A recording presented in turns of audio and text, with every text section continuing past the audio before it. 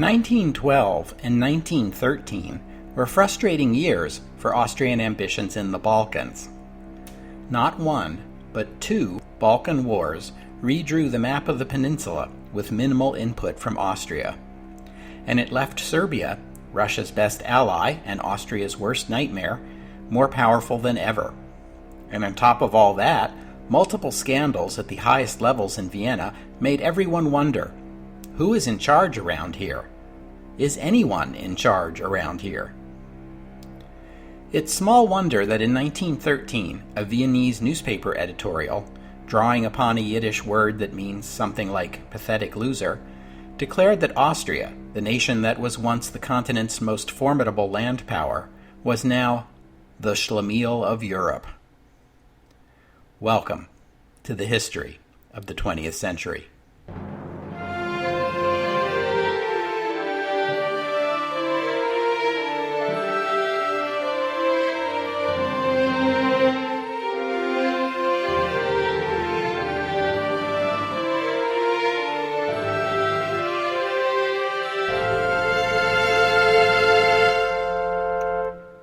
Episode 70, The Schlemiel of Europe.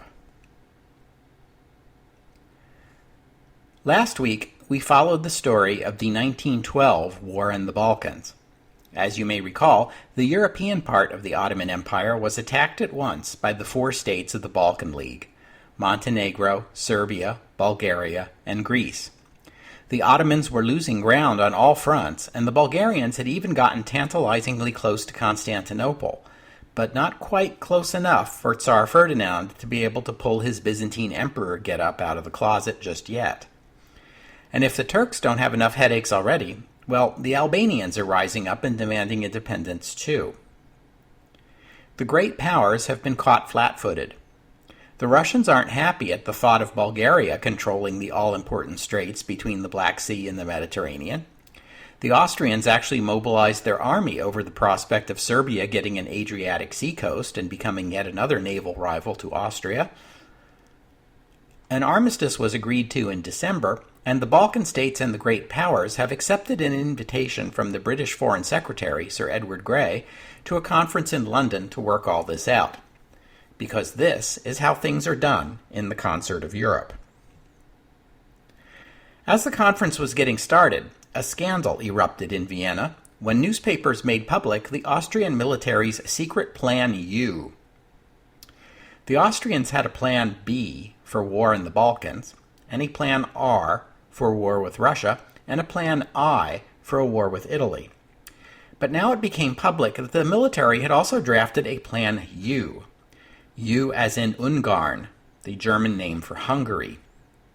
That's right, the Austro-Hungarian military had a plan to invade and occupy Hungary for the purpose of overthrowing the Hungarian government and restoring direct rule by the emperor. You may recall from our earlier episodes on Austria-Hungary that this had been done once before, in 1849. We've seen how difficult Hungary has been since she was granted her autonomy in 1867. Hungary has been repressive toward its own internal minorities, even as Vienna has been trying to pursue a multi-ethnic approach. Hungary has denied suffrage rights to its own minorities, even as Vienna has been pushing for universal suffrage. And in particular, the Austrian military has been stunted by repeated Hungarian opposition to increasing the size of the military as the country grows and as the situation in the Balkans and in Central Europe becomes tenser. If you've been wondering what the Hungarians have against the military, well, here's your answer. Archduke Franz Ferdinand, the emperor's heir presumptive, is known to have been plotting ways of cutting Hungary down to size after he inherits the empire. The Archduke had ambitions, when he became emperor, of granting the South Slavs of the empire rights equal to the Austrian Germans and the Hungarians, turning the dual monarchy into a triple monarchy. The Archduke also had a plan for dealing with Romania. Romanians are a non-Slavic people living on the doorstep of the Russian Empire. They have territorial claims against Russia and Bulgaria, their two Slavic neighbors. So right there are a couple of good reasons for Romania to be leery of a rising Russian influence in the Balkans. Sounds like Romania is a natural ally for Austria-Hungary, doesn't it? Except the thing is, Romania has a bigger territorial dispute with Hungary over Transylvania, the region of Hungary that contains some 3 million ethnic Romanians who would likely rather be part of Romania than having their kids being taught Hungarian in Hungarian schools. The Archduke's big idea that he is nurturing secretly is to hand over Transylvania to Romania, which would likely seal the friendship between Austria and Romania on the one hand, while weakening Hungary on the other. So, a win-win as far as the Archduke is concerned.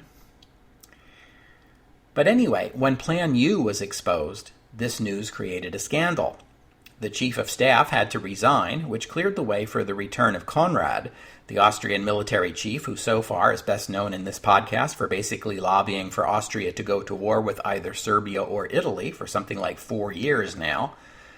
Konrad had had to resign, briefly, when the Austrian foreign minister von Aehrenthal had gotten sick of his constant lobbying for war, which Aehrenthal felt was undermining his diplomacy. But now Aehrenthal was dead, and Konrad was back in his old job. The war minister, Moritz von Auffenberg, a favorite of the heir, Archduke Franz Ferdinand, also had to resign. It looks a lot like the existence of Plan U was leaked to the press by none other than the emperor himself, Franz Joseph, as a bit of palace intrigue to keep his heir, the Archduke, in his place, and his friends out of the government, and basically to remind the heir that he wasn't emperor just yet. The publication of Plan U was only one of several scandals that rocked the Austrian court in the fateful years of 1912 and 1913. Another revolved around the launch of the Austrian Navy's first dreadnought battleship, the Viribus Unitas. Viribus Unitas means Forces United, and this was the personal motto of the emperor. I guess it's supposed to represent the unity of Austria and Hungary, which is ironic under the circumstances. The ship would be commissioned into the Austrian Navy in December 1912 as Austria's entry into the developing dreadnought race with her supposed ally across the Adriatic, Italy, which is building its own dreadnoughts. Viribus Unitas was designed to steam at 20 knots, but after she was fully armed and armored, she was only managing 10 knots. Oops. Naval officers and directors at the shipyard in Trieste, where she was laid down, were sacked. Then there was the case of Lieutenant Čedomil Jandrić, an ethnic Serb from Bosnia serving in the Austrian army. Jandrić was discovered to be selling Austrian military secrets to the Russians. He was also friends with Kurt Konrad, the son of our friend, the once and now again Austrian Chief of Staff, General Konrad von Hötzendorf, and the investigation of the Jandrić case revealed that the younger Konrad's Italian girlfriend was also involved in espionage, giving rise to speculation that Kurt Konrad himself was, unwittingly, or maybe even wittingly, the conduit by which his closest friends were acquiring state secrets out of his dad's office. Both the German and the Austrian governments knew that Vienna leaked like a sieve. It had gotten so bad that the German general staff were reluctant to discuss military secrets with their counterparts in Austria, because what was said in secret in Vienna today had a tendency to become common knowledge in St. Petersburg by lunchtime tomorrow. The elder Konrad, the Austrian military chief of staff, speaking of scandals, was carrying on a love affair with a married woman, more or less openly, which in conservative Catholic Austria is supposed to be a big no-no, but somehow it's always a yes-yes when a member of the aristocracy is doing it. And then it came out that Moritz von Auffenberg, the former war minister who had resigned following the Plan U revelation, had been taking advantage of his position to do a little insider trading in the shares of military contractors. You know, the companies the war minister awards contracts to? Yeah. But the biggest scandal yet in Austrian government isn't going to come out until May 1913. So before I get to that latest scandal in Vienna, give me a few minutes to discuss the latest coup in Constantinople. Yes, there was another coup in Constantinople in January 1913. As you may recall, more liberal elements of the Young Turks broke away from the ruling CUP, that's Committee of Union and Progress, and formed the rival Freedom and Accord Party, and a good chunk of the Chamber of Deputies, about 70, switched to the new party. The CUP responded by calling an election in 1912 that was marred by fraud and violence and reduced the Freedom and Accord Party to a mere 6 seats. But a group of military officers calling themselves the Savior Officers, dissatisfied with conditions in the military, aligned with the opponents of the CUP and forced the formation of a new cabinet with no CUP members. But the CUP still controlled the Chamber of Deputies. This anti-CUP government called new elections in the hopes that they would be fairer and would break the CUP stranglehold on the chamber, but then the Balkan War broke out. And so, in Constantinople, the elections were cancelled and martial law declared. But the Ottomans' poor performance in the war, and especially the site of Edirne, or Adrianople, under siege, and Bulgarians advancing on Constantinople itself, discredited the new government. In January 1913, after the armistice, and amid rumors that the government was about to cede Edirne, the city that was the Ottoman capital before the capture of Constantinople, an angry mob gathered before the Sublime Porte in Constantinople. The Sublime Porte was a collection of buildings in the capital that held the highest government offices. I haven't been using the term this way myself, but if you look in the sources from the period, they often refer to the Ottoman government as the Sublime Porte, as in, the Sublime Porte needs to acknowledge that, or he was sent as ambassador to the Sublime Porte, in the way that we sometimes say Washington when we mean the government of the United States. Anyway, I mention all this to make the point that the Sublime Porte had great symbolic significance, and for a protesting mob to collect there would be like an angry mob appearing in front of the White House in Washington or filling up Whitehall in London. But this was not a spontaneous demonstration. It had been orchestrated by a military commander, Ismail Enver Bey, who was also a key leader of the CUP, and there were some 60 CUP agitators in the crowd. Enver Bey arrived on a white horse and promptly led a charge into the complex. The crowd burst into the building where a cabinet meeting was in progress. Shots were exchanged with military men. Hearing the shots, the war minister confronted the invaders, angry words were exchanged, and one of the CUP men shot and killed the war minister. The mob then seized the Grand Vizier, who was equivalent to a prime minister, and forced him to resign by putting a gun to his head. And no, that is not a metaphor. Enver Pasha installed a new cabinet of CUP supporters. He and 2 other CUP leaders, Mehmed Talat Pasha and Ahmed Jamal Pasha, would become known as the Three Pashas and would be the real rulers of the Ottoman Empire for the rest of its existence, which, if you have read ahead in the history of the 20th century, you know is 10 more years of war, genocide, and ultimate collapse. In the short run, the new government is going to respond to Turkey's recent military failures by centralizing and reforming the army, which was probably long overdue, inviting Germany to train the new army, and generally becoming more right-wing, nationalist, and aligned with Germany. But for our purposes today, the most important consequence of the coup will be that the Ottomans will restart the fighting against Bulgaria and launch an offensive intended to relieve the still besieged garrison at Adrianople. This offensive would accomplish nothing more than deaths of thousands more Ottoman soldiers, and Adrianople would finally fall to the Bulgarians in March. You may recall that this Balkan War began with Montenegro declaring war on the Ottoman Empire and immediately sending its small army to grab the town of Scutari, or Shkodër if you like. That was October 1912. The siege of Scutari has been continuing ever since, as the Ottoman and Albanian defenders of the town have proved surprisingly difficult to defeat. The Serbian army has even sent reinforcements to assist their ally, but Scutari has stubbornly refused to surrender, and the siege has been costly. 1912 had seen the beginning of another Albanian revolt against the Ottomans, and this revolt has been going on in parallel with the Balkan War. In November 1912, Albanian rebels declared independence from the Ottoman Empire, although at first no other country was prepared to recognize an independent Albania. One of the reasons Škoder held out so ferociously is that many of its defenders were ethnic Albanians. Whether they were loyal to the empire or to the rebels didn't matter, because either way they didn't want to see Serbians or Montenegrins in control of Škoder. Another reason was that the Ottoman commander of the defenders of Škoder, an ethnic Albanian who was a career soldier for the empire, and whose name I will not trouble you with because he's going to die in a few minutes, put up a determined defense. He told his soldiers that Scutari is our fate or our grave, but not our shame.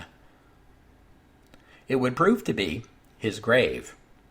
He was assassinated on January 30th, 1913, by his second-in-command, Esad Pasha, who was also an ethnic Albanian, although one who was prepared to surrender Škoder to the King of Montenegro for the right price. The right price turned out to be in the tens of thousands of pounds. The sources vary, so let's say in the millions of US dollars in today's currency. And on April 23rd, he surrendered the town in exchange for his payment, and celebrations erupted across Little Montenegro. But by this time, the major powers had taken an interest in the fate of Scutari, most notably Austria-Hungary, which remained hostile to the idea of Serbia or Montenegro gaining or extending their coastline, respectively. The Austrian navy blockaded Montenegro, an action which increased tensions with Russia. But Britain and Italy backed Austria, sending some of their own ships to reinforce the blockade. After some feverish diplomacy between Vienna and St. Petersburg, the Russians reluctantly agreed to join the other powers in pressing Montenegro to give up Scutari in exchange for recognition of some of Serbia's gains in Macedonia, including the region of Kosovo, which had once been occupied by Serbs centuries ago, but was now inhabited primarily by ethnic Albanians. On May 2nd, Austria gave Montenegro a 48-hour ultimatum to withdraw from Scutari. On May 4th, King Nikola of Montenegro announced that he would comply with the Austrian demand and leave the fate of Scutari to be negotiated in London. It seemed there was life in the concert of Europe still. But the Austrian chief of staff, Conrad, was unhappy with this outcome. As usual, Conrad had been chomping at the bit to invade Montenegro, hoping that a quick victory over the tiny country would restore Austrian prestige. He was also worried about Serbia's territorial gains. Serbia had by now doubled in size, making it that much more dangerous an adversary.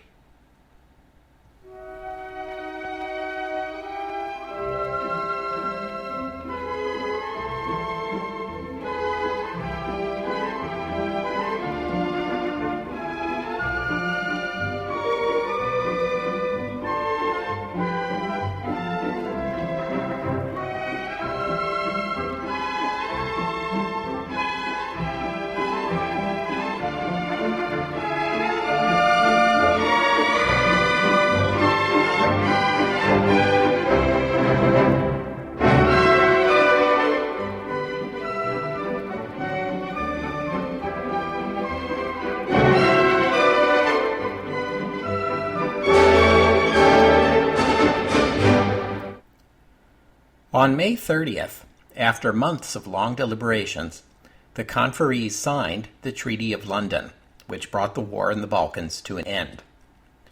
Under the terms of the treaty, the Ottoman Empire would lose all its European possessions except Albania and the small strip of land it still controlled in eastern Thrace, which included Gallipoli and the city of Constantinople.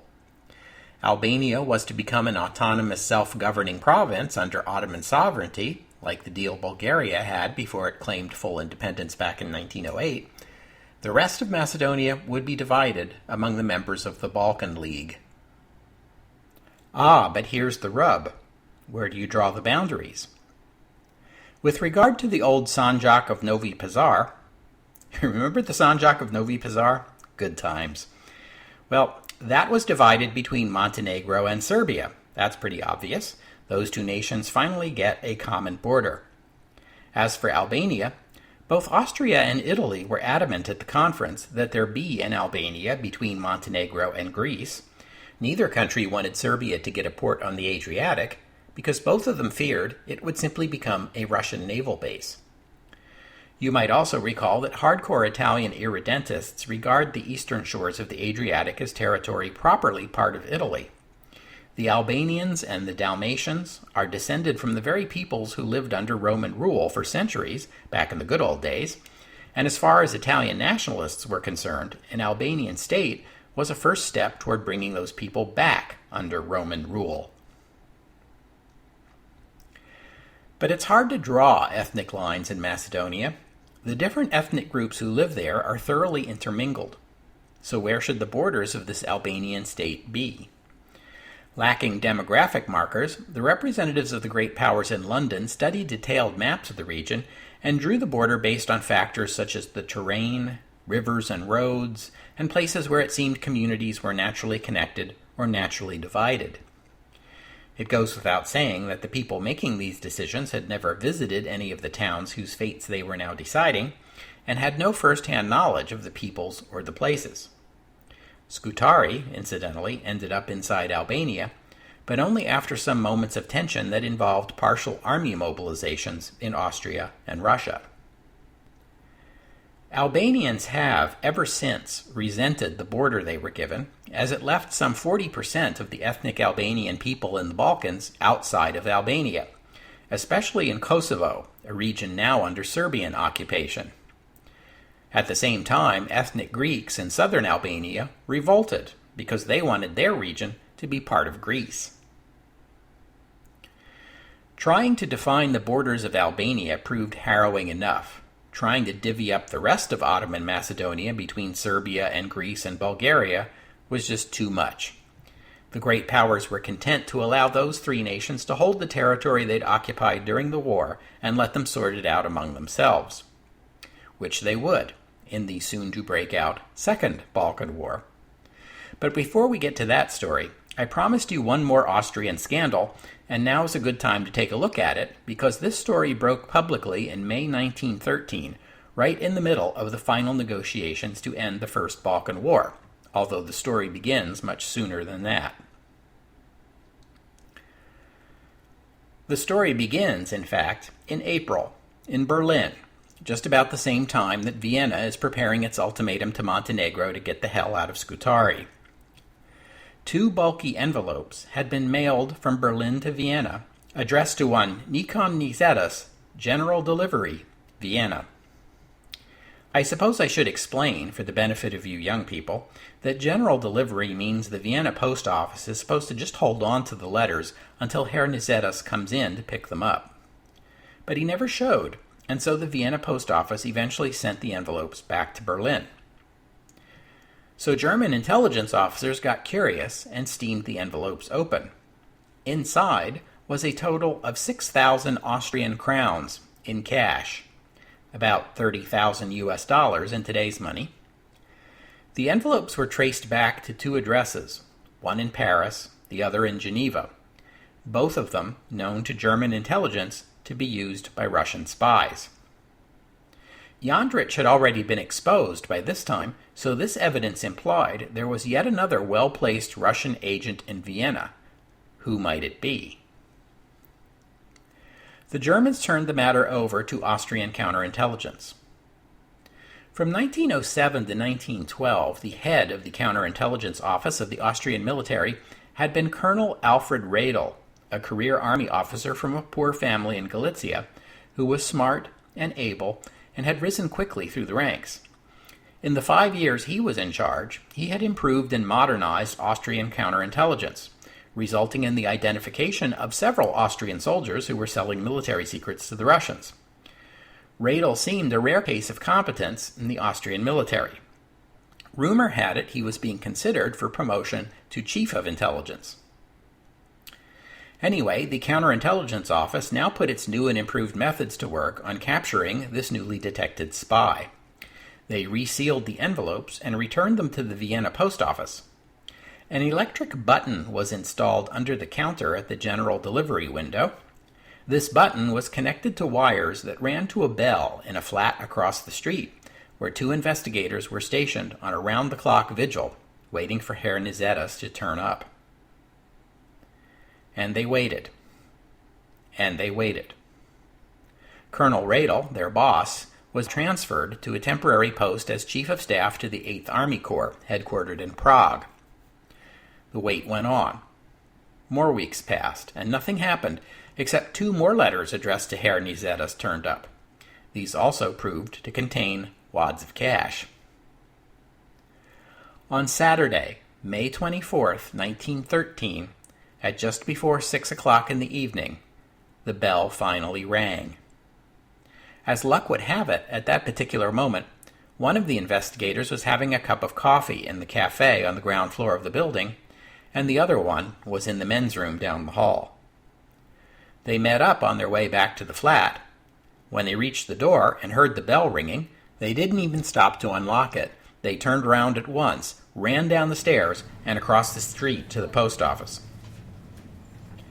The clerk on duty at the general delivery window told them that yes, Herr Nizetas had just been here, signed for his letters, and departed.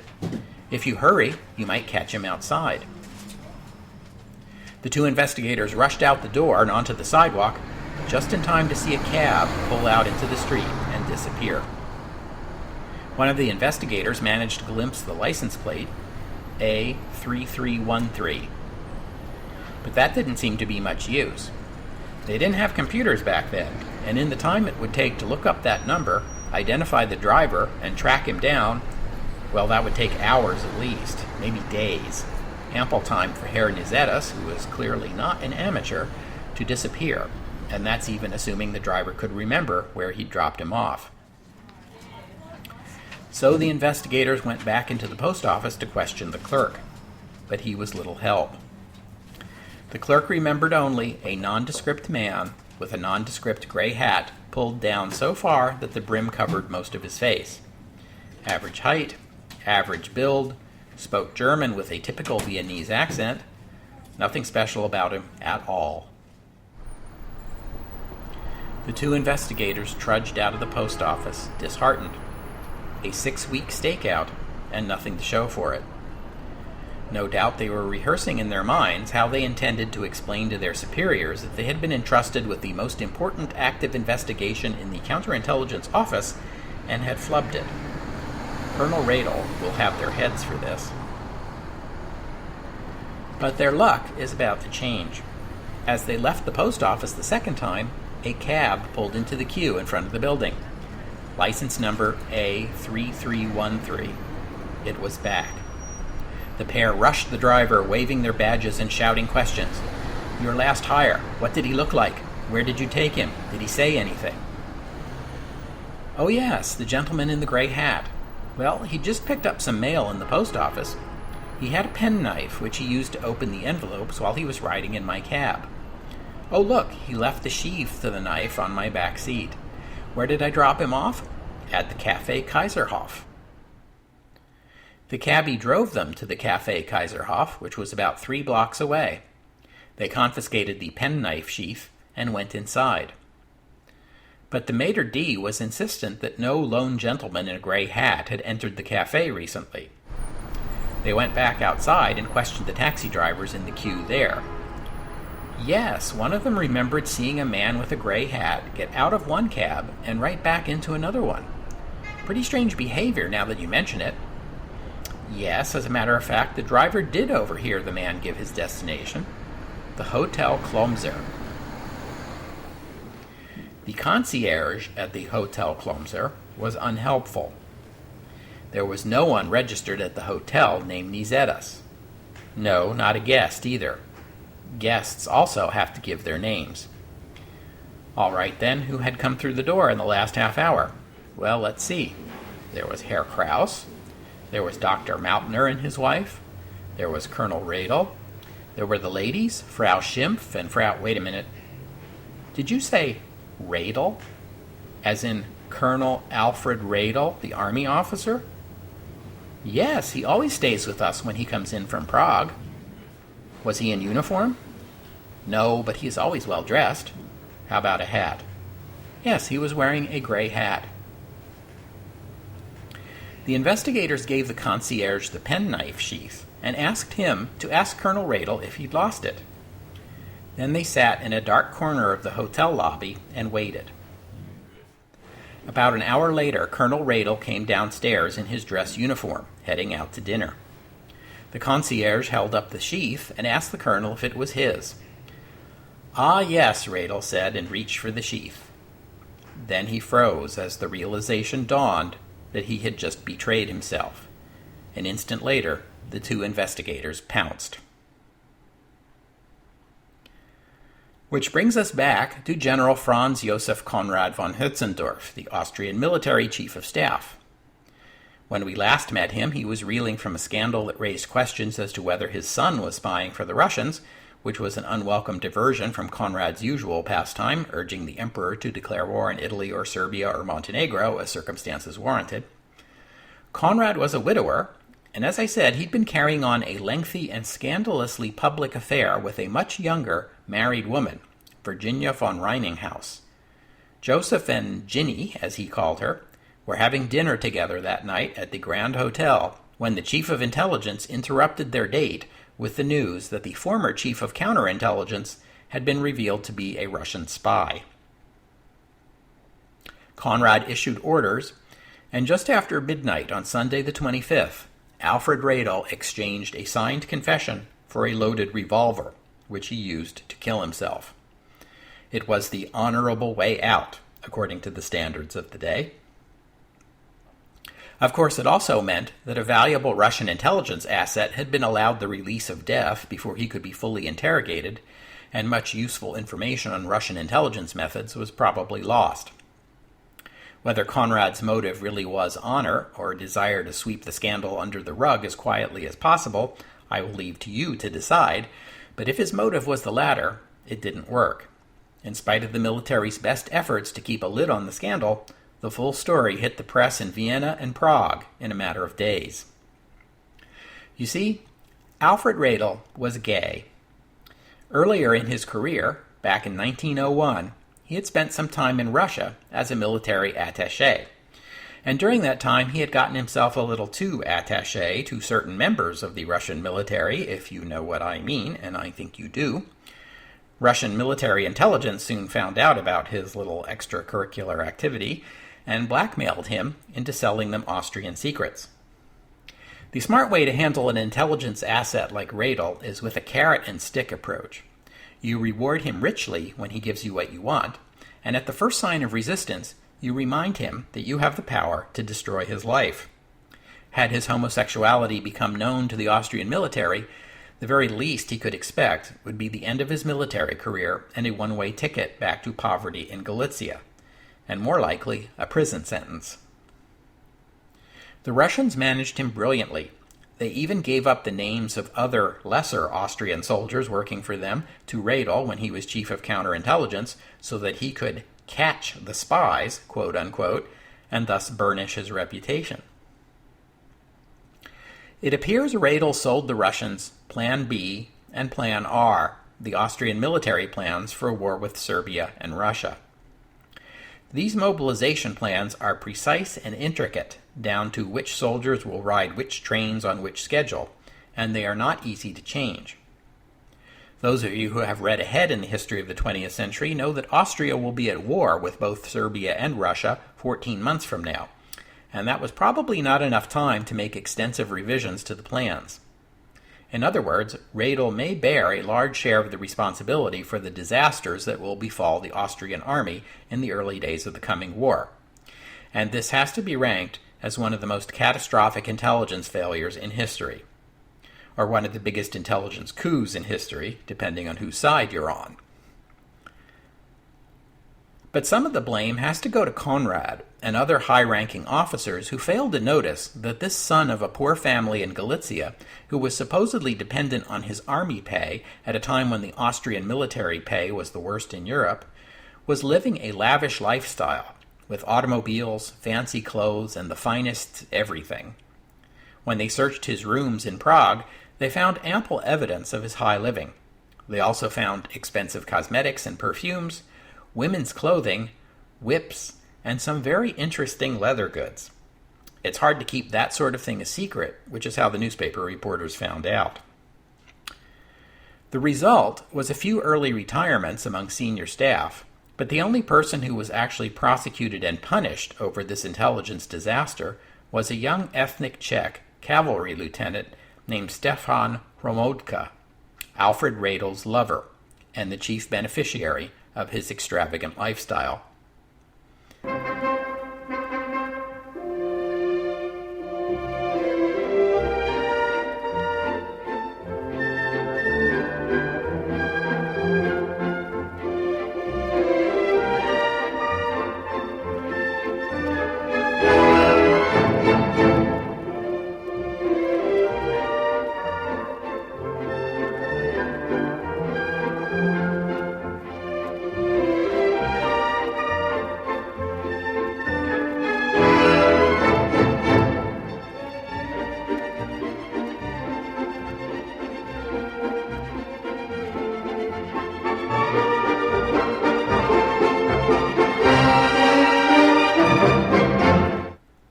All these scandals on top of scandals within the Austrian government make Emperor Franz Josef and his ministers look rather like Casey Stengel and the 1962 Mets, as in, can't anybody here play this game?